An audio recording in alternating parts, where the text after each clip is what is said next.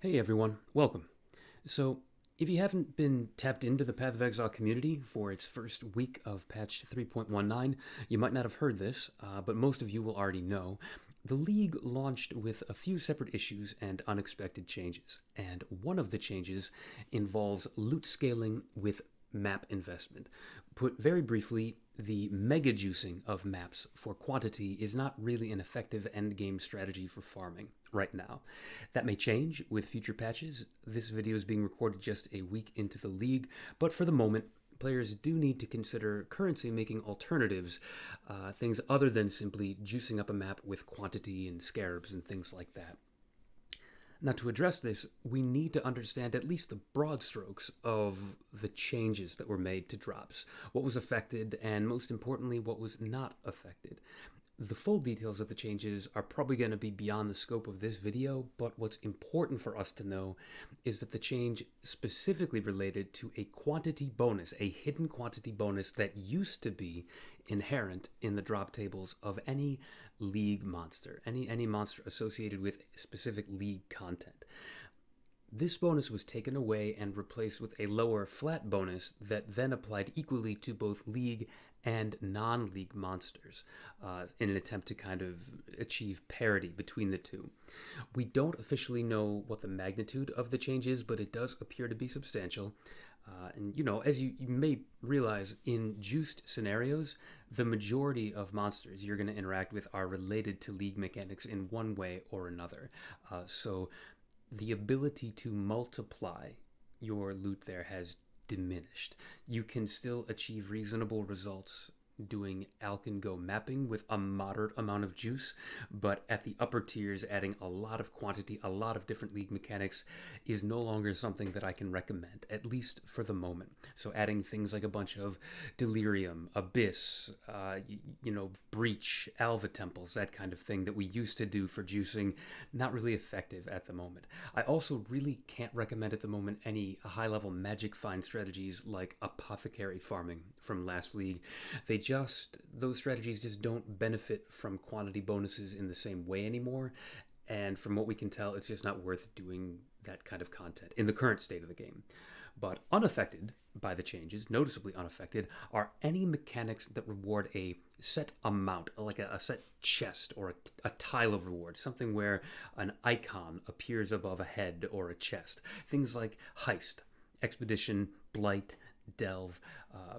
Also unaffected are things like the layout of your Alva temple, the Syndicate Board, and all the chests that are related to Syndicate, bestiary, map bosses, guardians, and endgame bosses. None of those have been affected by the change, and this is going to open up to us some pretty obvious avenues for continued profit, which I'm going to list a sampling of in this video, and I'm going to go in order from the most early game friendly, and we're going to kind of escalate in difficulty, escalate through the mapping process to the more advanced that may require a specific build or a specific power level in order to do.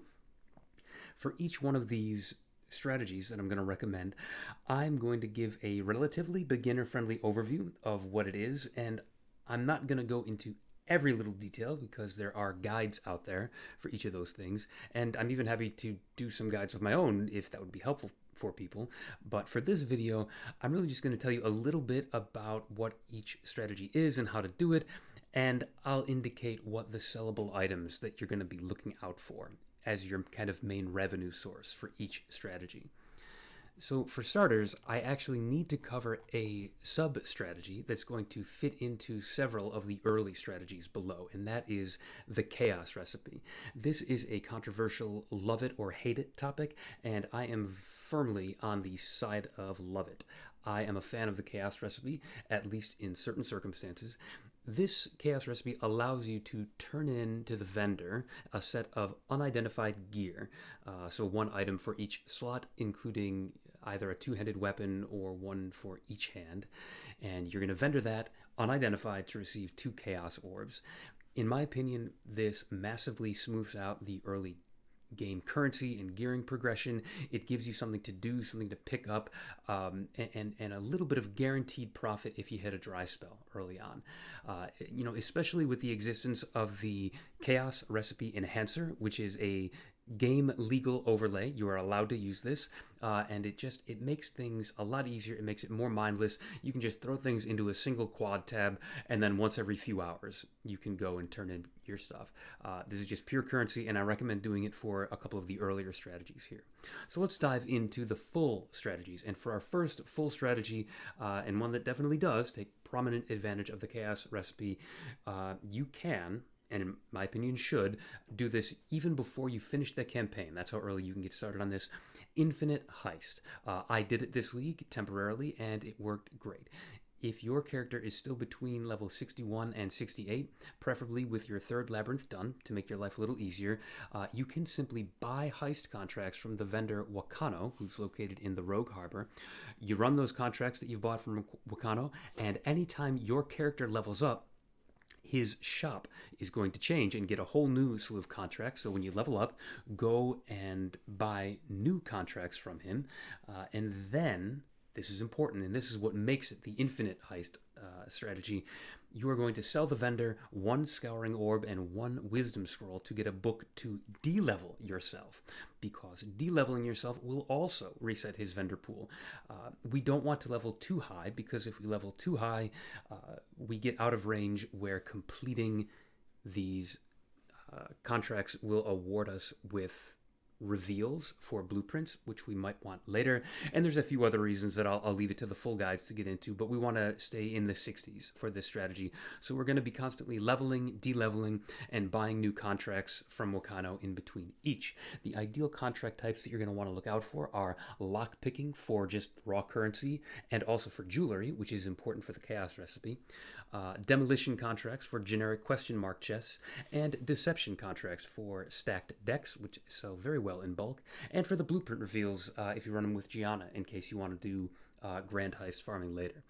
This strategy is effectively infinite because you are, and doesn't require kind of outside currency input, because the chance orbs that you're going to need to buy the contracts, you should be able to get those in large enough quantities from the currency chests, from the lockpicking and other contracts. Should be more than enough. Even once you've stopped the infinite part of this and beaten the campaign, leveled into your 70s, you can still continue to do low-level heisting, contracts in the 70s as a very lucrative farming method. Just a couple of quick gameplay notes about heisting. The first is you're going to want to use the V key on your keyboard if you're a PC player to auto-open any doors or chests with a rogue symbol above them. Pressing V automatically directs whatever rogue you've got with you to go and do that action. So you don't actually need to click on the little icon. Once you get used to this, you're never going to go back. It's super smooth. It's super easy. You can be pressing V on your keyboard while you are already aiming at the enemies that are surrounding the chest or the door or whatever it is. It just means that you're not opening yourself up to a lot of danger by stopping to click on that thing rather than attacking the enemies.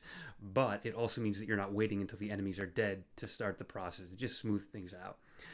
But speaking of those mobs who are guarding things, other than the guards who are directly in front of a door or a chest, pretty much ignore everything else.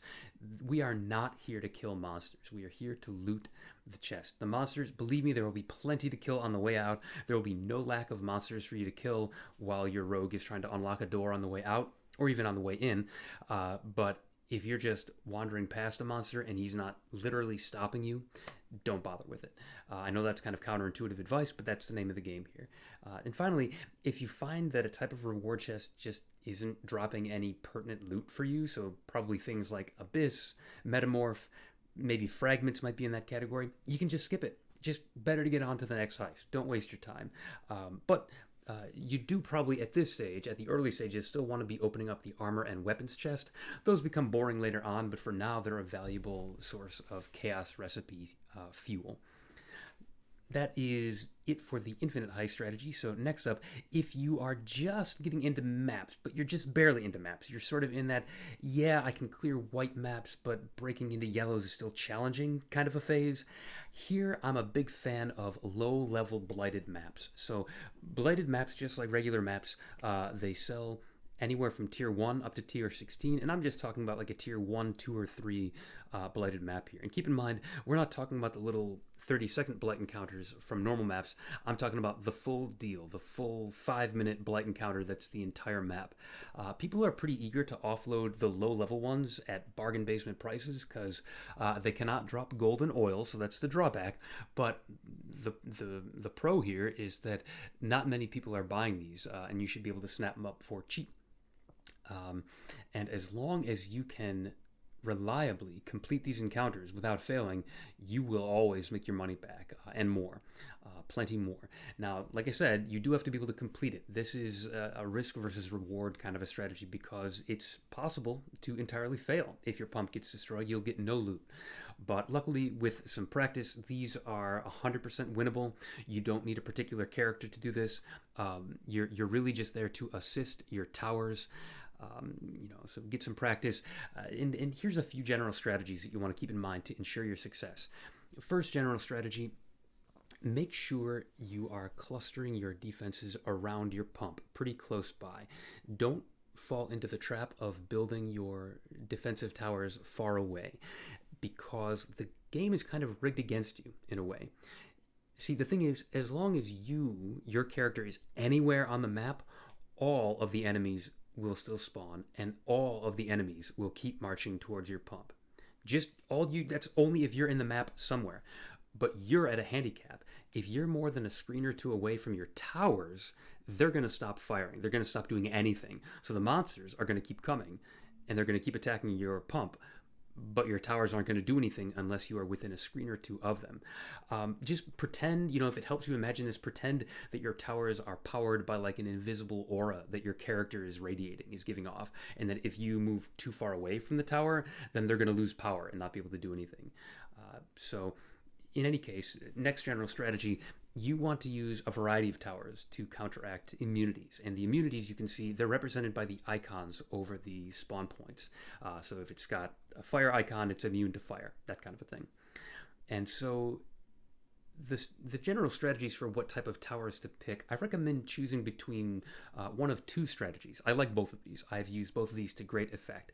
And you can actually anoint your rings with these blight oils that you're getting from these encounters to boost these strategies.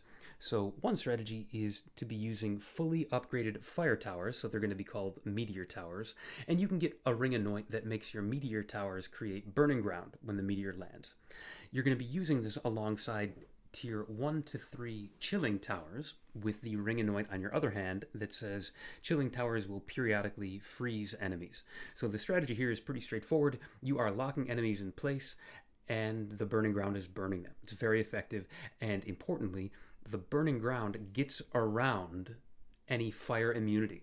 So that's important. You would think they would be immune to burning ground too if they've got that fire immunity symbol. Not true.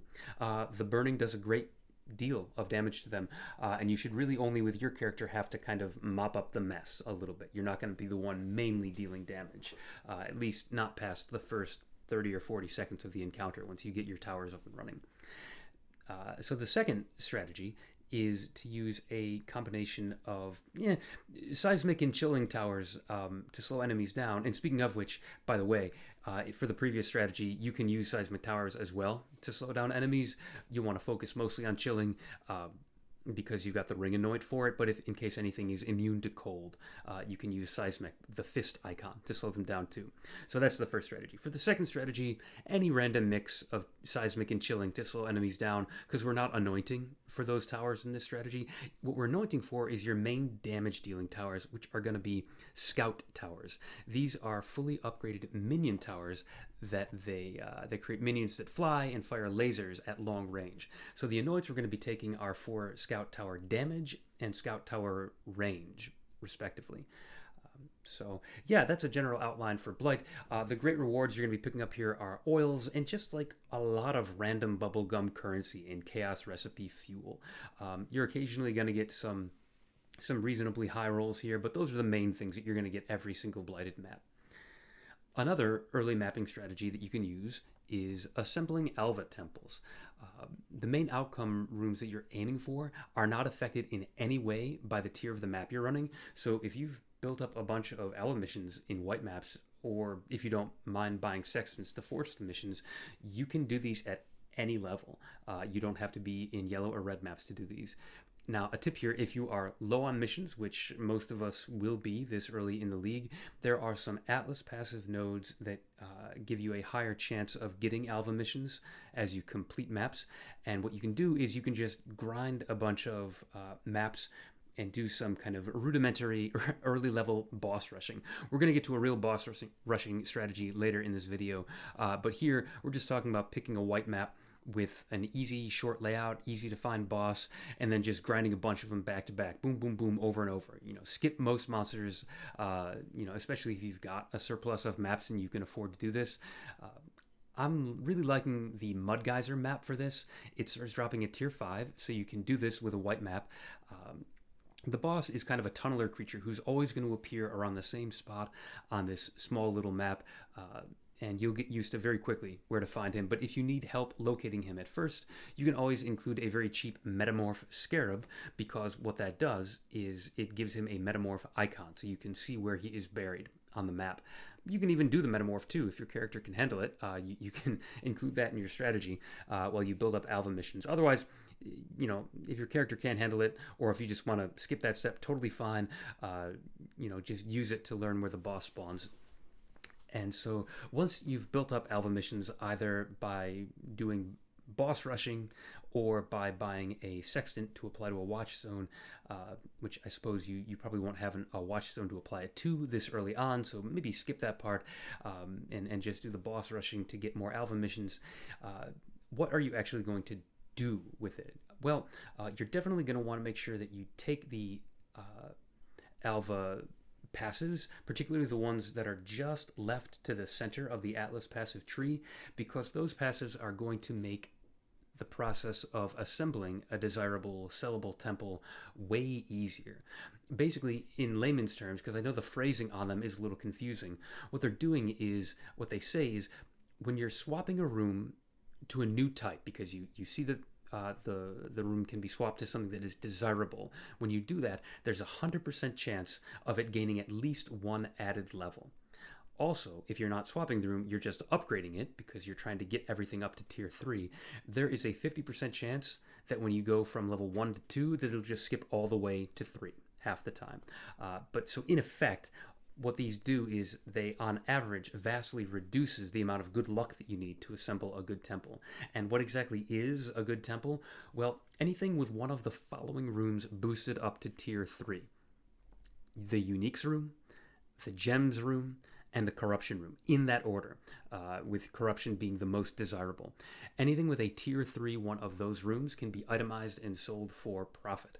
And if you've got more than one of those rooms, by good luck, you can sell it for a little bit more, although frankly, a lot of people aren't really going to care if your Alva temple has more than one of them, so they might not pay too much more extra for it.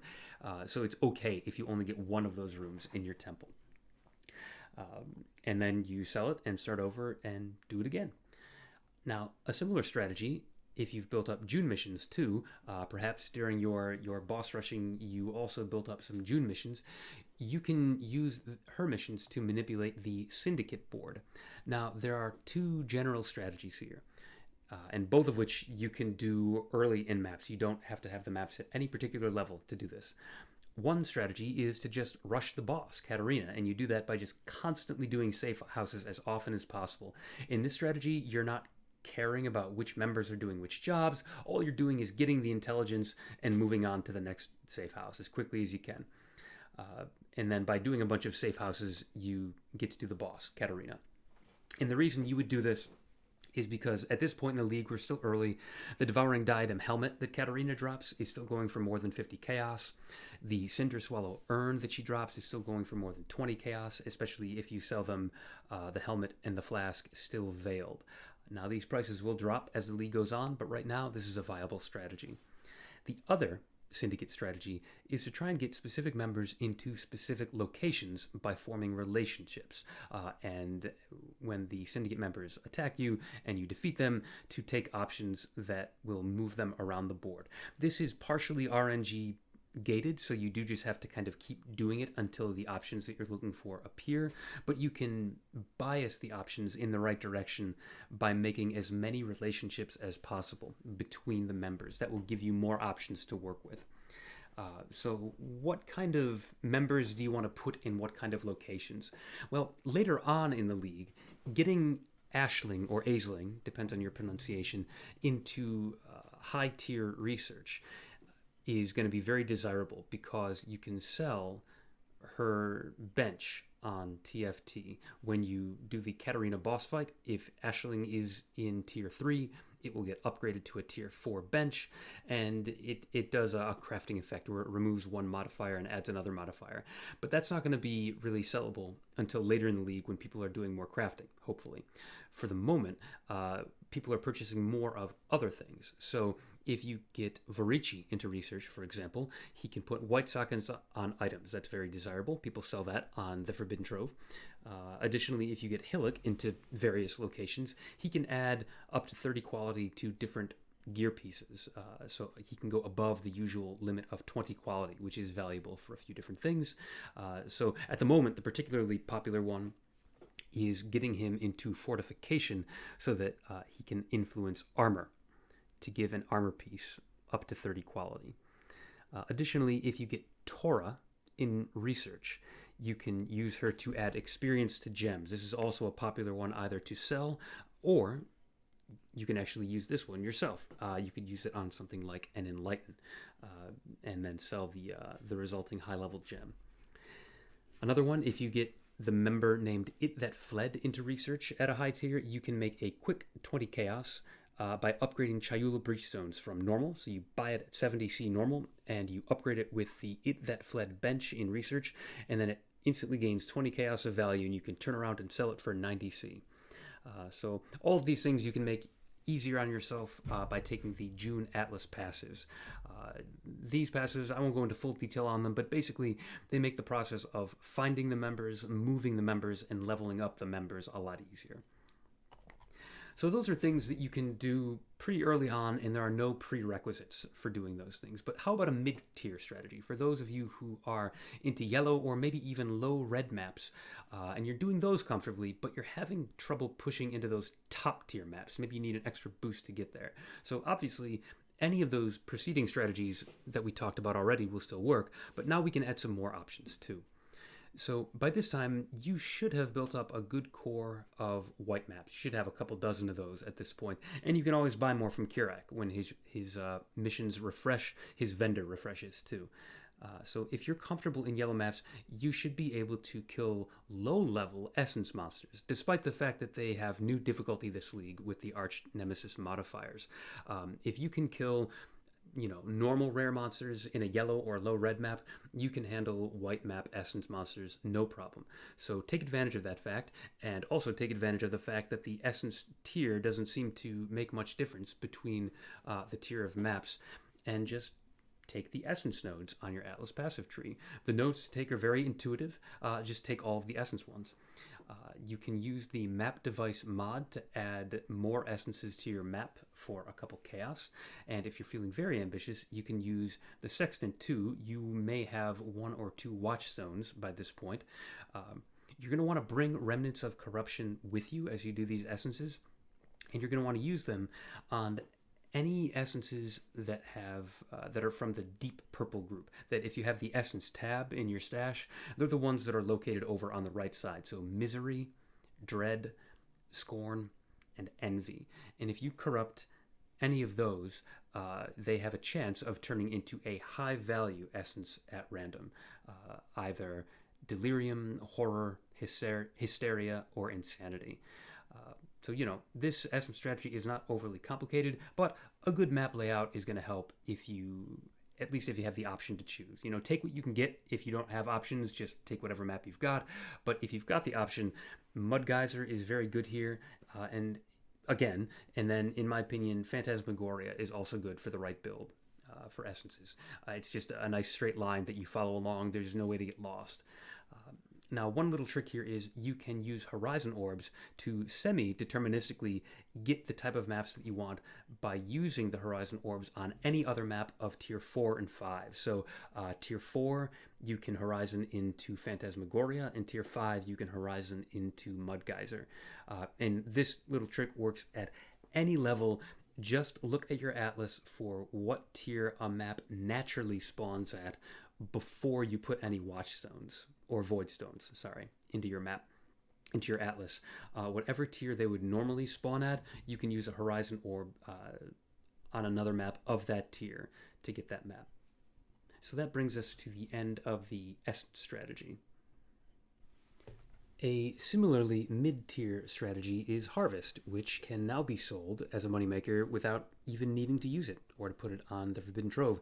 The juice can now be sold directly at a rate currently of about 40 or 50 juice for 1 chaos, and each patch is going to give you at least that much with several patches per harvest, so you're getting at least a few chaos every time that you encounter Harvest, and often more. So this is a great one that you can add into any other mapping strategy just for some easy bonus, kill the monsters, receive guaranteed loot type of money. Now, as of this recording, the yellow plots are apparently the most desirable. They've got the best juice to chaos currency conversion, but I recommend keeping an eye on prices on PoE.ninja and just prioritizing whichever has the best conversion ratio. And just at the moment, it happens to be yellow. Now we've gone through some of the mid-tier stuff, we're going to segue into some of the more interesting later map strategies. So if you can do tier 14 or above maps, a lot of options open up at this point, because this is where some of the more interesting rewards start to appear. Boss rushing, for example, is definitely a viable strategy. You skip most or all monsters. All you do is you make sure to spawn an influence pack, either for Eater or Exarch, whichever one you've spec'd into, and then kill the boss and portal out.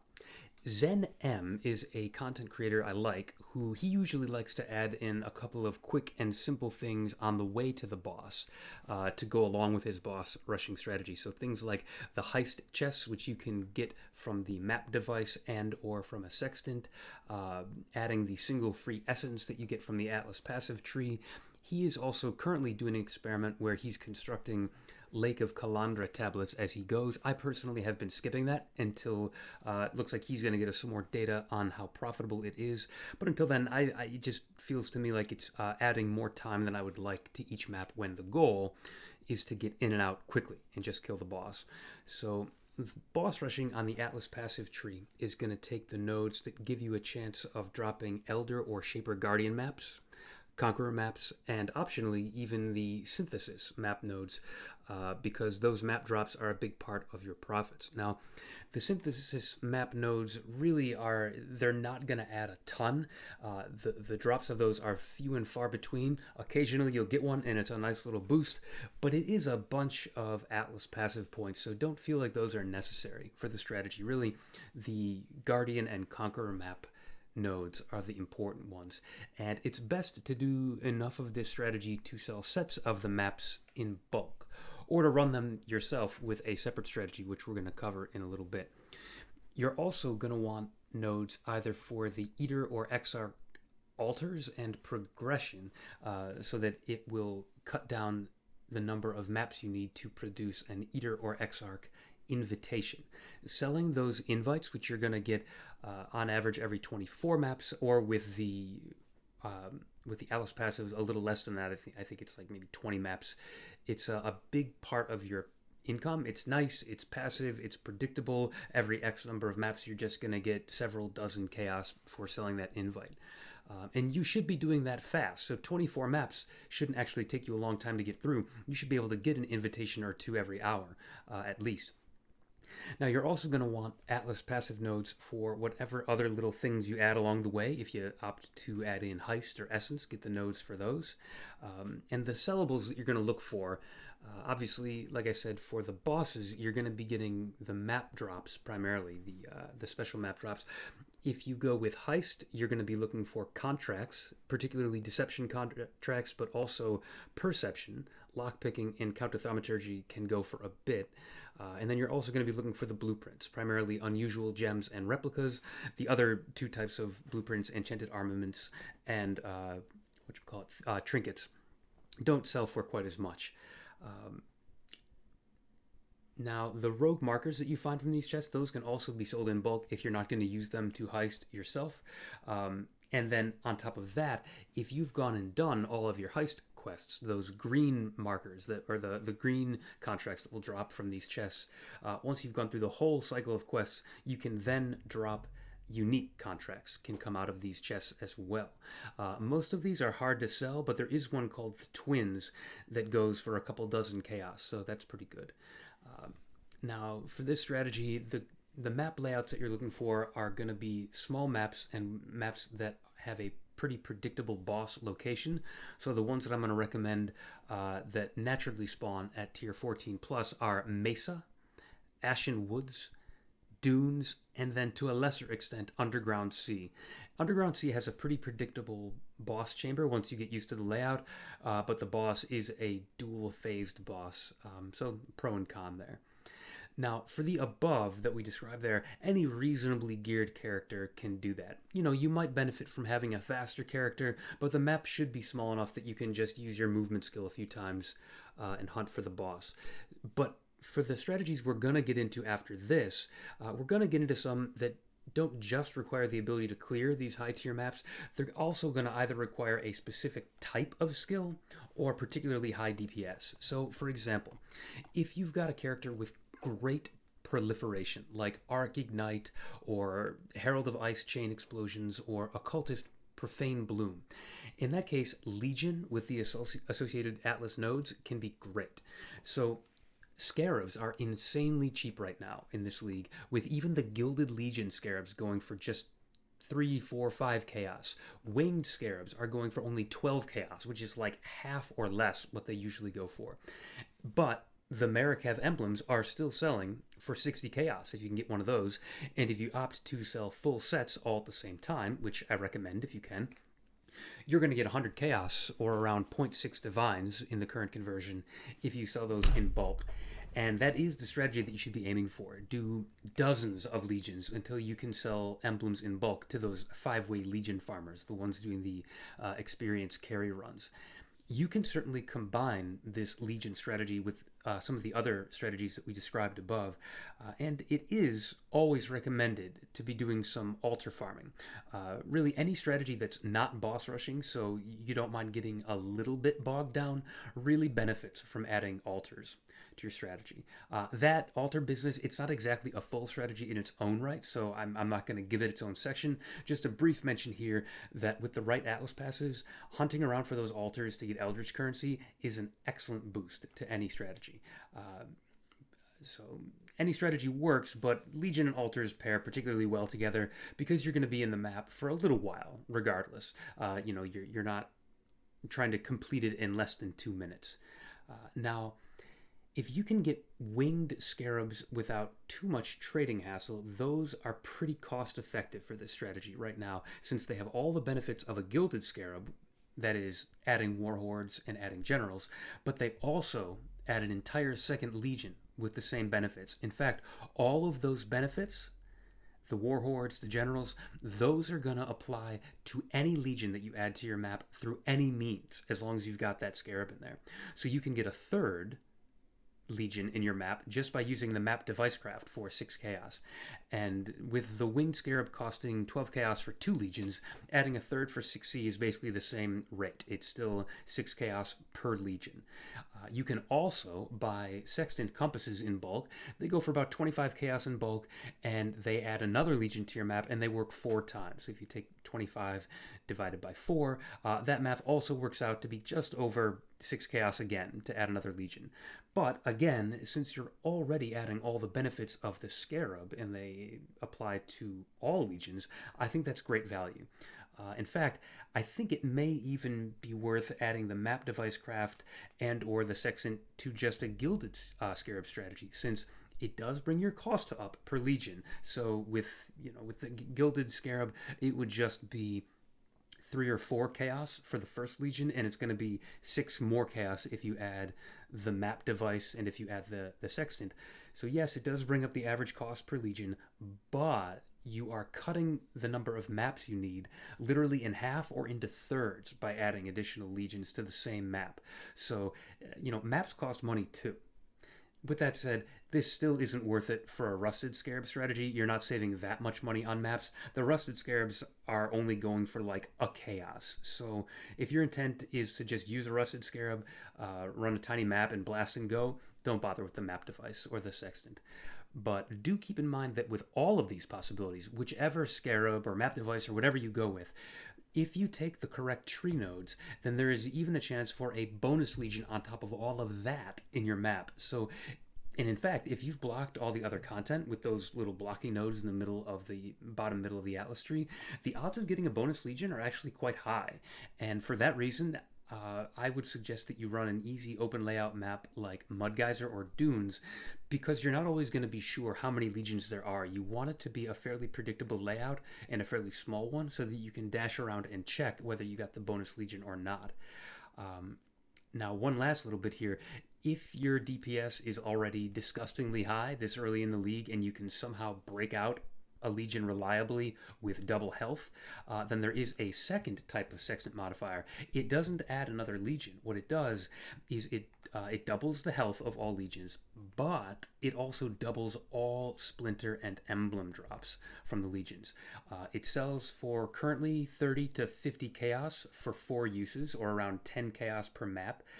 So obviously that's not going to be worth it on a lower end strategy, but if you're going all in on this and you're going for that 4 to 5 legions per map with 2 from the Scarab, 1 from the map device, 1 from the sextant, and then maybe that 1 bonus one, this is unquestionably worth it. You're going to get a huge amount of value from using this.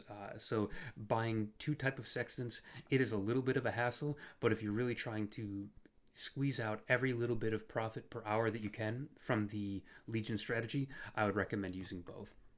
Now, the next strategy is not for proliferation characters, it is for speedy characters. So particularly something like a Raider, who might have that permanent phasing ascendancy node, Quartz Infusion.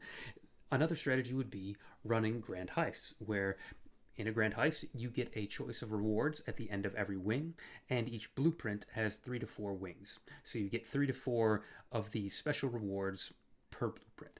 Now, as I understand it, I believe that level 81 plus Grand Heists are desirable. I believe it improves your odds of getting a good reward in those end rooms. I don't exactly know the specifics of how much your odds improve, or whether there's like hard gating where certain things can't appear before level 81, but from everything that I understand, you probably shouldn't commit to doing Grand Heist unless you can do level 81 plus.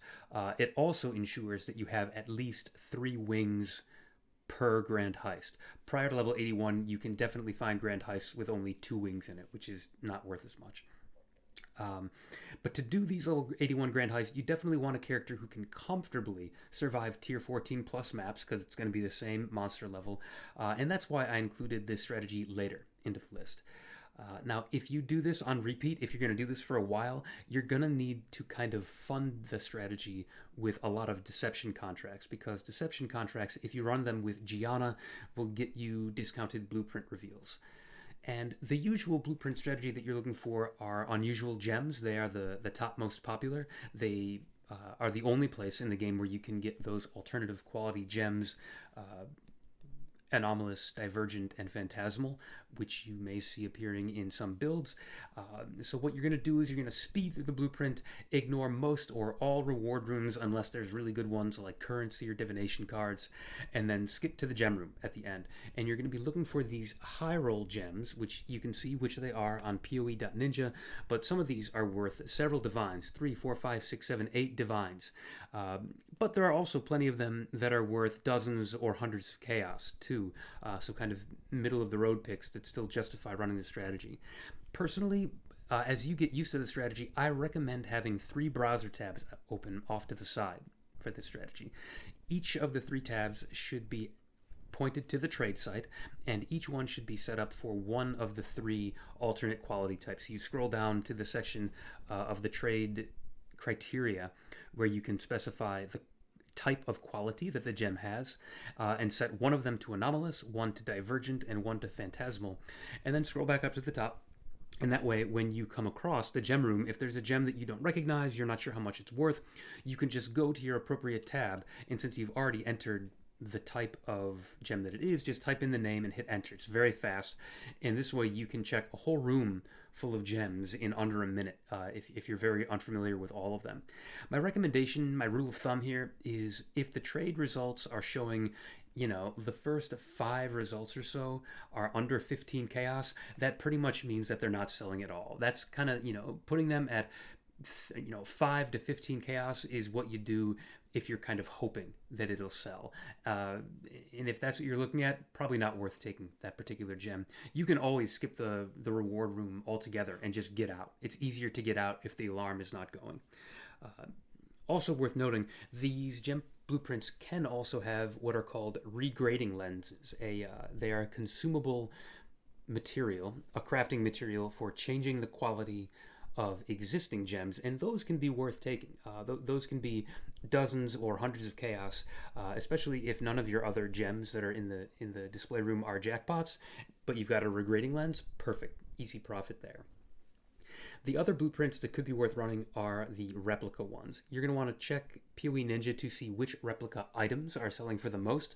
Replica items can be weapons, armors, they can be jewelry like a belt, and they can be jewels too, like replica Conqueror's Efficiency, replica Hot-Headed, things like that. So check PoE.Ninja for what is worth what, but there are some good replica items out there worth selling. The other 2 blueprint types, they go for very cheap. So these are the trinket ones, as well as the enchanted armaments ones. So if you want, what you could do is if you're a little hard up for currency, you could just buy those en masse. Don't reveal any of the other reward rooms. Just reveal only what you need for the wing. Just reveal the wing, and that's pretty much it. And then get in and out very quickly. And what you're going to be hunting for here are on the trinket side. Occasionally, you might find divine orbs. Occasionally, in the case at the end, you will also occasionally find trinkets that are transformative. They will take regal orbs or chaos orbs and turn them into divine orbs a certain percentage of the time in Heist. Those are going to be very expensive, and so those are kind of a jackpot find. But pretty much everything else that you find in the currency room is like meh, little stack of chaos, little stack of alteration orbs, whatever, nothing too exciting. But you'll occasionally hit a jackpot, and these are very cheap blueprints.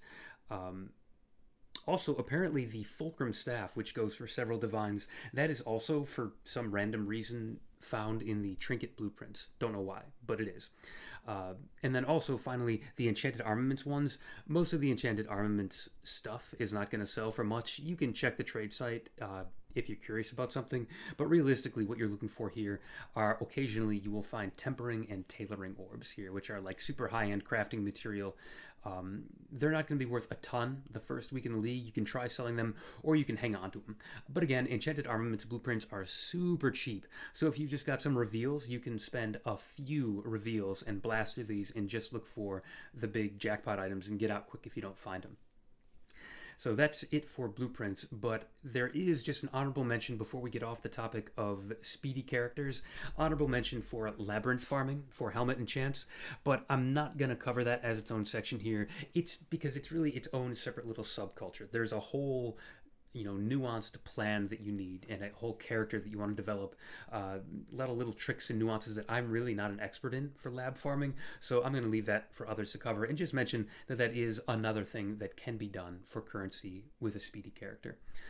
Now, next up, and requiring a substantially more powerful character, so not necessarily proliferation, not necessarily speed, but just raw DPS, is invitation farming. This involves picking one of the main invitation types, and we're going to leave out the feared for now. That's kind of its own separate strategy. Much like I said, labs, it's kind of its own thing. The feared, you're not doing with even a standard character that can do normal invitation farming. But for normal invitation farming, we're looking at the Breach Lords, Elder Guardians, Shaper Guardians, or Conquerors. So you pick one of the sets of those 4 things, and you buy a bunch of maps for the 4 components.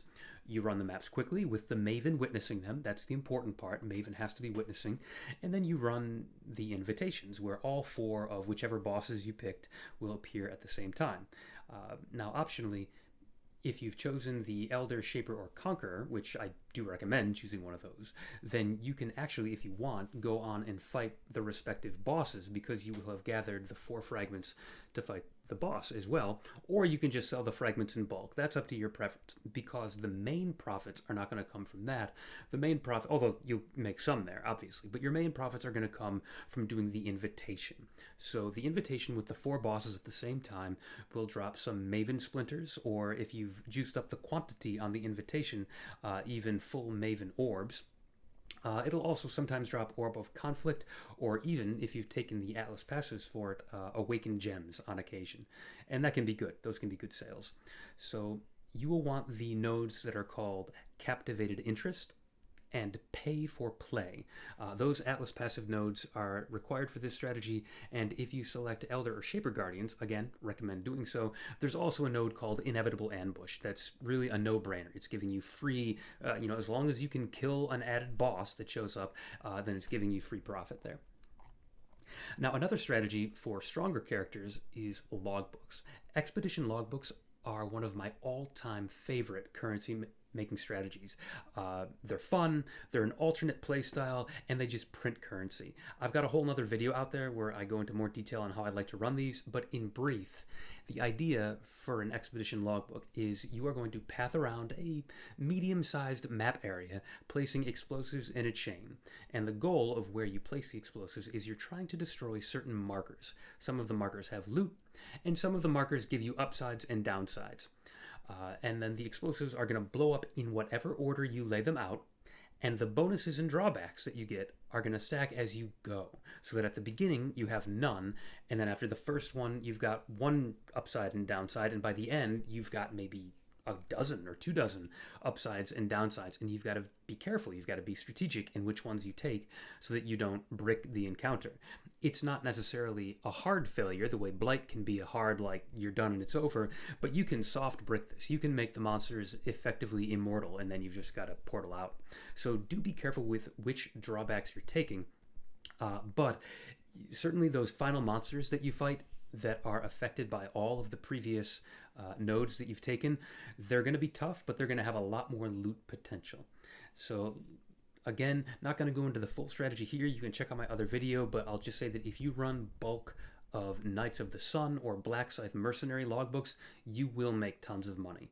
Just make sure that your build can handle the random boss encounters, though. That's why this is for more powerful characters, because in about 1/5 of the logbooks, there are randomly going to be optional boss fights. They are unlocked by blowing up a big skull icon that appears on your minimap, one in every, it's about 5 or 6 logbooks.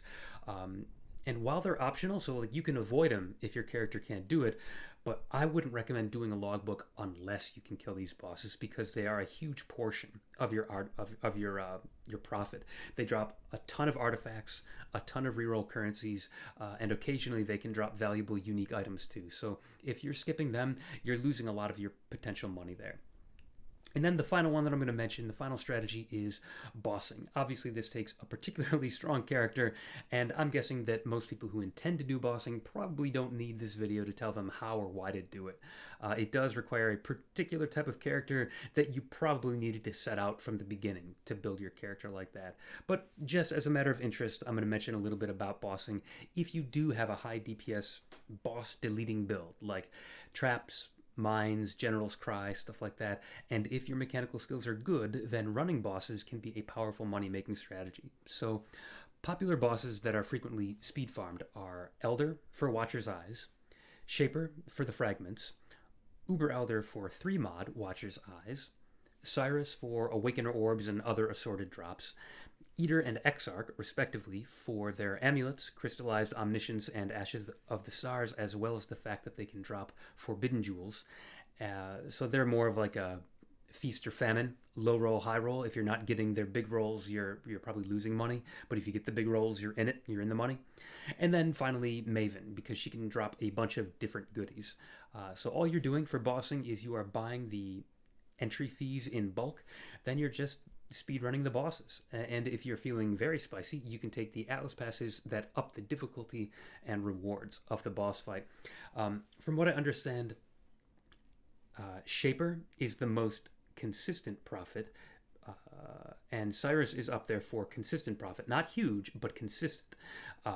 Elder is a little hit or miss, and Uber Elder as well, because your big moneymakers are going to be selling those Watcher's Eyes, which I personally recommend selling unidentified, but if you are adventurous and you are a gambler, then you can certainly identify them, hoping for the God roll. It's simply... it's more efficient if you are worried about not profiting to sell them unidentified, but you can have long dry streaks where you're not dropping them at all. So Elder can be a little hit or miss, and then like I said, Eater and Exarch can be very hit or miss, with Maven kind of somewhere in between. Maven's usually going to drop you a little something, but she's definitely got, like Eater and Exarch, some stuff that's far out on the end of the bell curve, the distribution where it's unlikely that she's going to drop like an Awakened multi-strike or whatever, but if she does, congratulations, you just funded, your next half of a build. So in any case, that's it for the strategies. This has been far from an exhaustive list, but this is everything that I intended to mention. The video is long enough already. Feel free to comment with any of the ones that I didn't cover. I'm sure there are plenty out there, ones that I missed, ones that I just didn't think to cover, and, bonus points if you've had success with it so far this week. I would love to hear what everyone has been up to and how people have been profiting. So thank you everybody very much for tuning in, and take it easy.